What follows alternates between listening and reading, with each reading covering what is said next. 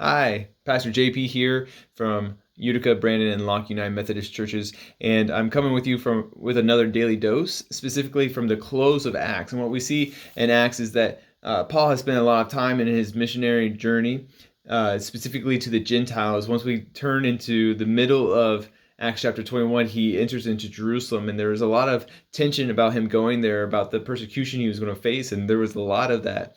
But he forgoes those things. He puts those things aside to follow the call that he felt that he had. And something that we talked about was that the safest place for us to be is at the center of God's will for us. And so we see God's grace on Paul, but continually, Paul does not take the easy way out. We see this over and over, and that Paul sticks right to what God has for him, trusting in God, no matter what the circumstances, no matter what the outcome is. And so he enters into Jerusalem, where he faces persecution, where there's people who have vowed to kill him, and yet he goes and he makes his proclamation while he's in chains and bondages, after being beaten, all these types of things.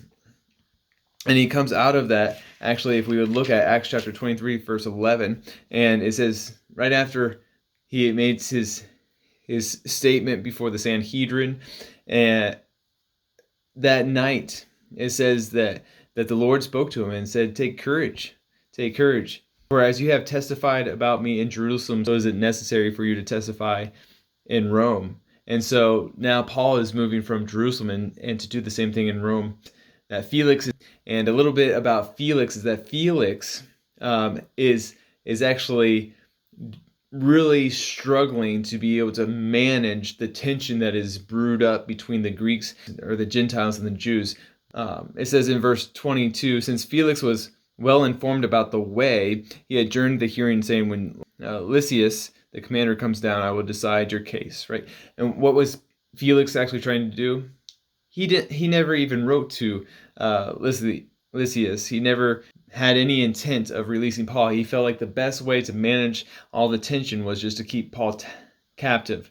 But he was willing to be paid off. If we look at a few verses later, it says, at the same time, he was hoping that Paul would offer him money.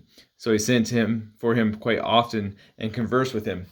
Paul didn't want the easy street. He didn't want to just get out of the mess that he was in. Paul was actually embracing every time that he had to be able to converse with Felix, because he was being able to share the gospel. And so he was putting aside these comforts. Felix, in verse 23, we see that he had ordered the centurion to stand guard over Paul, and but he was able to have some freedoms, which is wonderful. And that they said that he was supposed to have free visitation of his friends.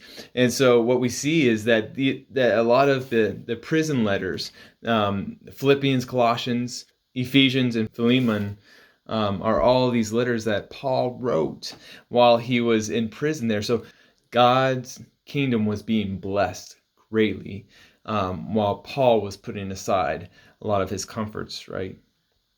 And we just see this continue as we go through the narrative. In chapter 25, in verse 10, we read this. Paul replied, I am standing at Caesar's tribunal where I ought to be tried. I have done no wrong to the Jews, as even you yourselves know very well. Right? Paul probably could have had an easier out. They asked him how he wanted to be tried, and he said, right here with the tribunal. And eventually, he asked in verse 11 to appeal to Caesar. Now, catch this. Felix did not do a good job of managing the tension. He was actually removed. A new individual set in, which was Festus, right? And so Festus had Agrippa there at one point in time, and Agrippa was fascinated about Paul, and they had conversation together. And Paul tried to urge him even to become Christian, but what we come to seeing is that Agrippa concludes with this idea: this man could have been released if he had not appealed to Caesar. Paul was not in an attitude of taking what was easy. He was in the attitude of going straight to where the message needed to go. And so I just encourage you, the same thing that God's word said to Paul was, take courage. So I continue to encourage you in that.